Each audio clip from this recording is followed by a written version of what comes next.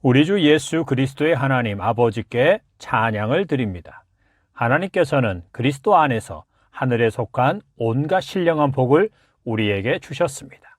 표준 세번역 에베소서 1장 3절. 에베소서는 사도 바울이 에베소에 있는 성도들, 곧 그리스도 예수 안에 있는 신실한 자들에게 보낸 편지입니다. 신약 성경의 서신서, 곧 사도들이 각 교회에 보낸 모든 편지는 거듭나서 구원받은 증거가 분명한 그리스도인들에게 쓴 것입니다.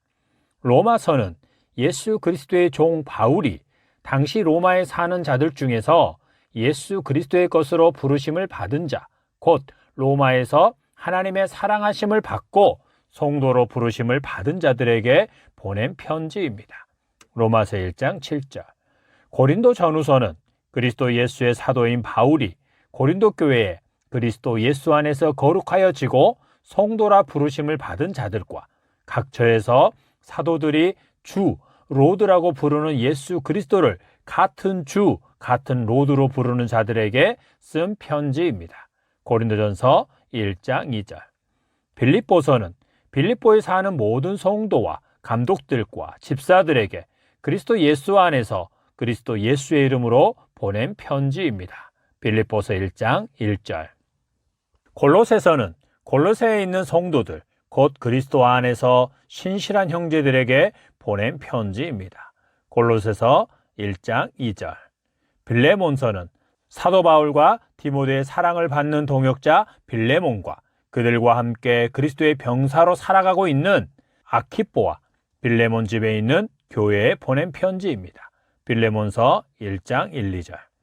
야고보서는 하나님과 주 예수 그리스도의 종 야고보가 각 지역에 흩어져 있는 12지파에게 보낸 편지입니다. 야고보서 1장 1절. 여기서 12지파라 함은 혈통적인 이스라엘의 12지파가 아니라 각지에 흩어져 있는 유대 그리스도인들을 지칭하고 있는 것입니다.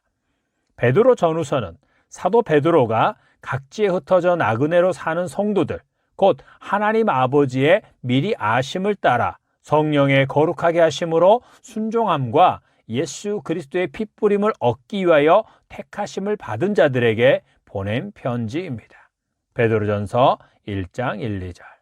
유다서는 예수 그리스도의 종인 유다가 하나님의 부르심을 받은 자, 곧 하나님 아버지 안에서 사랑을 얻고 예수 그리스도를 위하여 지키심을 받은 자들에게 보낸 편지입니다. 유다서 1장 1절. 하나님 아버지와 우리 주 예수 그리스도께서 구원받은 성도들, 곧 친히 사랑하사 구원하시고 자기의 소유로 삼으셨으며 자기의 이름을 걸고 지키시고 인도하시는 자기 자녀들에게 사도들을 통해 편지를 보내신 것입니다. 이것은 오늘 우리가 사도들의 편지를 읽고 이해하고 적용함에 있어서 매우 중요한 사실입니다. 우리는 사도들이 정한 울타리, 다시 말해서 편지를 받아보는 대상 또는 그 편지 내용을 듣는 청중을 구분하고 그 경계를 분명하게 하여 편지의 말씀을 이해하고 적용해야 합니다. 사도들의 서신서는 불특정 다수나 신불신자의 구분 없이 모든 사람들에게 보낸 것이 아니라는 것을 분명하게 기억해야 합니다. 예를 들어 사도 바울은 데살로니가 성도들에게 편지하면서 그들이 하나님 아버지와 주 예수 그리스도 안에 있는 자들이라고 했습니다. 그것은 그들에게 구원받은 확실한 증거인 삶의 열매가 있었기 때문이었습니다. 그래서 바울은 1장 4절에서 하나님의 사랑하심을 받은 형제들아 너희를 택하심을 아노라 라고 분명하게 말합니다. 그것은 복음이 그들에게 지식적으로만이 아니라 능력과 성령과 큰 확신으로 전해지고 받아들여졌다는 것입니다. 복음이 그들의 개인과 그들의 삶을 변화시킨 것을 분명하게 보았다는 것입니다. 첫 번째 증거는 9절의 말씀과 같이 그들이 어떻게 우상을 버리고 하나님께로 돌아와 살아계시고 참되신 하나님을 섬기는지와 예수님의 재림을 기다리는 자들처럼 살고 있었습니다. 두 번째 증거는 복음 때문에 많은 환난을 당하지만 성령의 기쁨으로 말씀을 받아 사도들과 예수 그리스도를 본받는 삶을 살고 있었습니다. 이런 그들의 믿음의 역사와 서로에 대한 사랑의 수고, 그리고 예수 그리스도에 대한 소망으로 인내하는 신앙생활은 당시 마게도냐와 아가야 지역에 있는 모든 믿는 자들의 본이 되었습니다. 이와 같이 하나님 아버지와 예수 그리스도께서는 하나님 나라의 시민권을 가졌지만 세상에 남겨놓은 자기 백성, 자기 자녀들에게 사도들을 통해 편지를 보낸 것입니다. 이것을 전제하고 에베소서의 말씀을 살펴보도록 하겠습니다. 사도 바울은 에베소 교회에 있는 그리스도 예수 안에 있는 신실한 그리스도인들에게 우리 주 예수 그리스도의 아버지께 찬양을 드립시다. 왜냐하면 하나님 아버지께서 예수 그리스도 안에서 우리에게 하늘에 속한 모든 신령한 복을 주셨기 때문입니다. 라고 말합니다. 그리스도인인 우리는 이미 하나님 나라의 모든 복을 받았기 때문에 하나님을 찬양하라는 것입니다. 지금 너희들이 어떻게 하느냐에 따라 신령한 복을 받게 될지 말지가 결정되기 때문에 너희는 지금 하나님을 찬양해야 한다는 말이 아닙니다. 이 말씀은 현재 완료형으로서 예수님을 주님으로 믿고 영접한 순간에 예수님으로 말미암아 하나님 나라에 속한 모든 신령한 복을 받았다는 것입니다. 모든 신령한 복을 받았기 때문에 지금 그리고 앞으로도 계속 하나님 아버지를 찬양하라는 것입니다. 그리고 이어서 신령한 복에 대해 말하기 시작합니다. 여기서 우리는 신령한 복을 삼위일체 하나님의 구원사역, 곧 죄인이 구원받는 정도로 이해하고 넘어가면 안 됩니다. 히브리서 6장 1, 2절은 그러므로 우리가 그리스도의 도의 초보를 버리고 죽은 행실을 회개함과 하나님께 대한 신앙과 세례들과 안수와 죽은 자의 부활과 영원한 심판에 관한 교훈의 털을 다시 닦지 말고 완전한 대로 나아갈지니라고 권면합니다. 그리고 11, 12절에서 완전한 데에 대한 답을 제시합니다.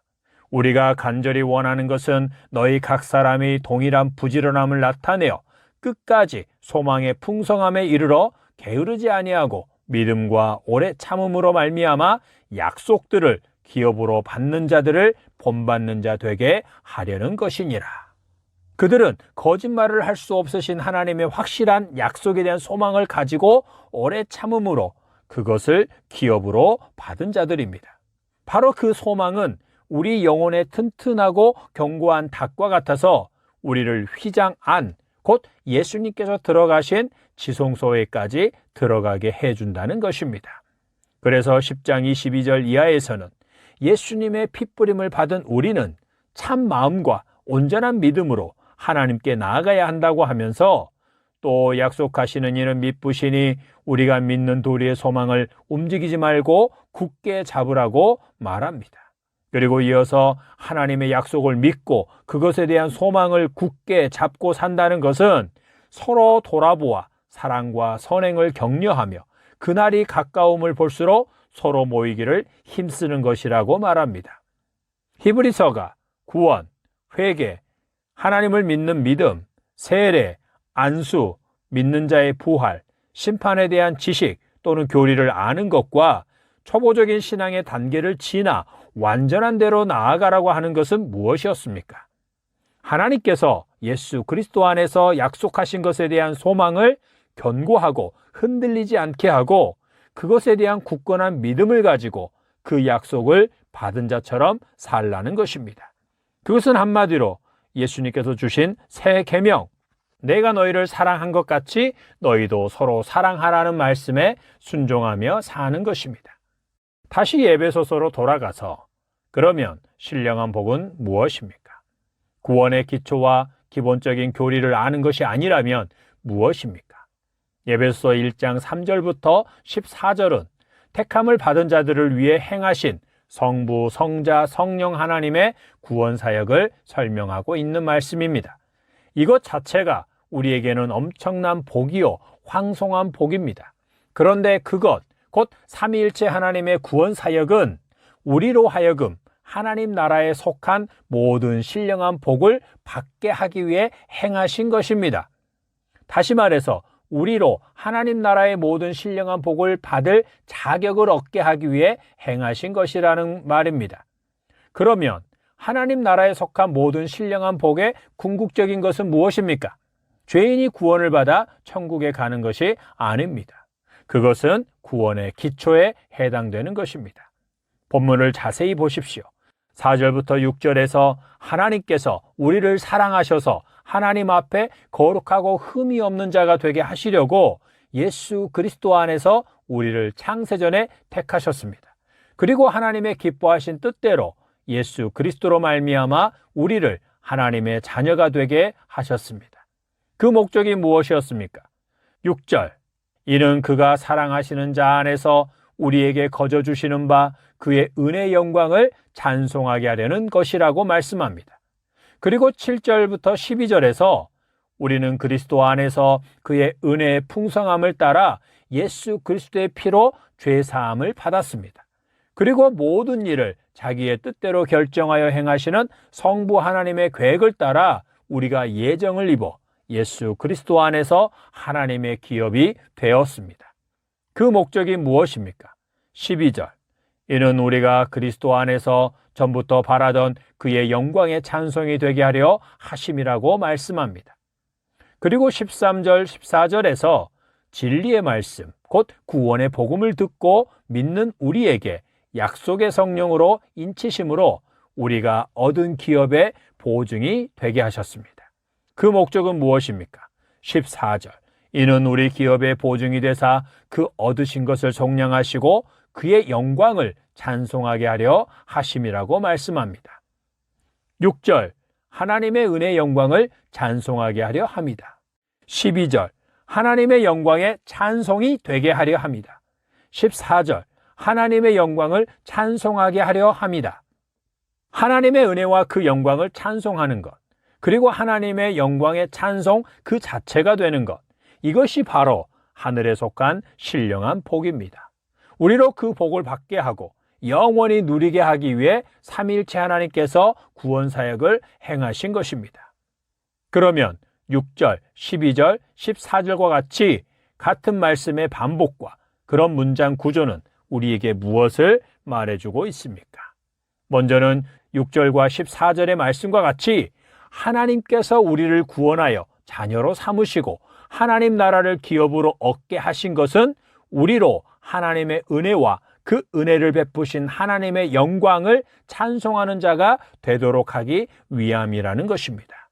그리고 궁극적으로는 12절의 말씀과 같이 우리가 예배 때나 모임 때 또는 개인적으로 입술로 찬양과 경배를 드리는 단계를 넘어 우리 자신이 하나님의 영광의 찬송 그 자체가 되는 것입니다. 그것은 우리의 삶, 곧 우리의 언행 심사와 행하는 모든 일들이 하나님의 영광을 찬송하는 것이 되는 것입니다.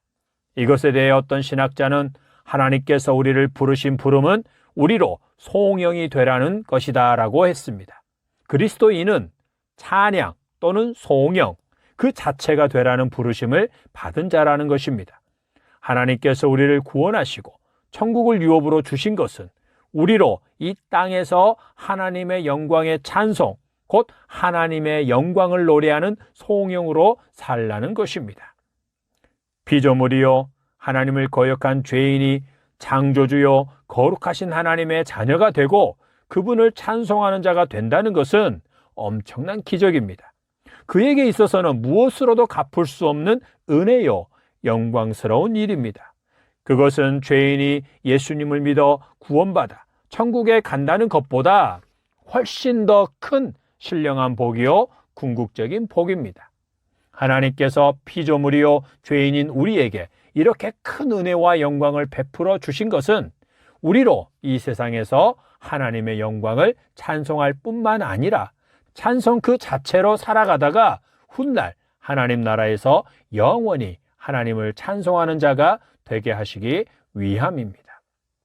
히브리서가 온전한 대로 나아가 온전한 삶을 살라고 하면서 서로 사랑과 선행을 격려하고 모이기를 힘쓰는 것이다 라고 말하는 것이 바로 하나님의 영광을 찬송하는 삶을 사는 것입니다. 그 말씀은 AD 60년에서 70년 사이에 초대교회가 처한 상황에서 이해하고 적용해야 하는 말씀입니다. 사도 베드로와 바울이 이미 순교를 당하고 유대인들과 로마의 핍박이 본격적으로 시작되었으며 오늘날 우리와 달리 그들은 성경을 가지고 있지 않았던 시기였습니다. 그들은 핍박을 피해 여러 곳으로 흩어졌고 은밀한 장소에서 비밀리에 모임을 가졌습니다. 이런 상황에서 서로 어려움을 당한 자들을 돌아보고 나누고 섬기는 사랑과 선행을 실천하기를 힘쓰라는 것이고, 할 수 있는 대로 모여서 서로 격려하고 위로함으로 믿음을 굳건하게 하라는 것입니다. 당시 모임은 오늘날 우리가 예배당에 모여 순서에 따라 예배를 드리는 것과는 달리 조용하고 은밀하게 모여 지도자의 권면, 즉 구원의 확신과 믿음으로 사는 것, 하나님 나라에 대한 소망, 끝까지 인내하는 것 등에 대한 권면을 듣고 흩어지는 것이었습니다. 그들은 오케스트라나 찬양팀이 없이 조용히 찬송을 부르고 매번 반복해서 전해지는 말씀과 하나님의 은혜를 받은 자들이 고난과 핍박을 받는 것은 너무도 당연하다. 그러니 핍박하는 자들을 저주하거나 비난하지 말고 인내하고 믿음으로 천국문에 담대히 들어가는 자가 되자라는 등의 말씀을 반복해서 들었습니다. 그리고 믿음 때문에 먼저 핍박을 받아 가난하게 되거나 순교한 성도들의 남은 가족들을 돌아보고 섬기며 핍박의 때를 보냈습니다. 그것이 그들의 예배였습니다. 그들은 그 시대에 하나님의 영광을 찬송하며 사는 자들이었고 찬송, 송영 그 자체였습니다. 그래서 그들은 요한계시록 4장, 5장, 7장에 기록된 것처럼 하나님 아버지와 어린 양 예수 그리스도의 보좌 앞에서 하나님 아버지와 예수 그리스도의 영광을 찬송하며 영원한 찬송, 송영으로 서 있게 되는 것입니다. 이 세상에서 하나님의 영광을 찬송하며 사는 자가 하나님 나라에 가서 하나님의 영광을 영원히 찬송하게 되는 것입니다. 이 세상에서 하나님의 영광을 찬송하는 찬송, 곧 송영으로 사는 자가 하나님 나라에 가서 영원히 찬송, 송영이 되는 것입니다. 거룩하다, 거룩하다, 거룩하다 주 하나님, 곧 전능하신 이여, 전에도 계셨고 이제도 계시고 장차 오실 이시라. 요한계시록 4장 8절. 우리 주 하나님이여, 영광과 존귀와 권능을 받으시는 것이 합당하오니 주께서 만물을 지으신지라 만물이 주의 뜻대로 있었고 또 지으심을 받았나이다. 11절. 죽임을 당하신 어린 양은 능력과 부와 지혜와 힘과 존귀와 영광과 찬송을 받으시기에 합당하도다. 5장 12절. 보좌에 앉으신 이와 어린 양에게 찬송과 존귀와 영광과 권능을 세세토록 돌릴지어다. 13절. 구원하심이 보좌에 앉으신 우리 하나님과 어린 양에게 있도다. 7장 10절. 아멘. 찬송과 영광과 지혜와 감사와 존귀와 권능과 힘이 우리 하나님께 세세토록 있을지어다. 아멘.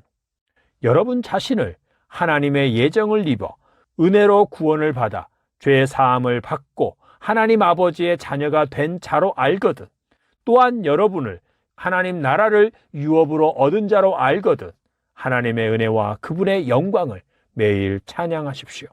또한 여러분의 삶, 여러분의 몸으로 행하는 모든 것이 하나님께 드려지는 찬송이 되기를 힘쓰십시오. 그 은혜가 있기를 예수님의 이름으로 축복합니다. 아멘.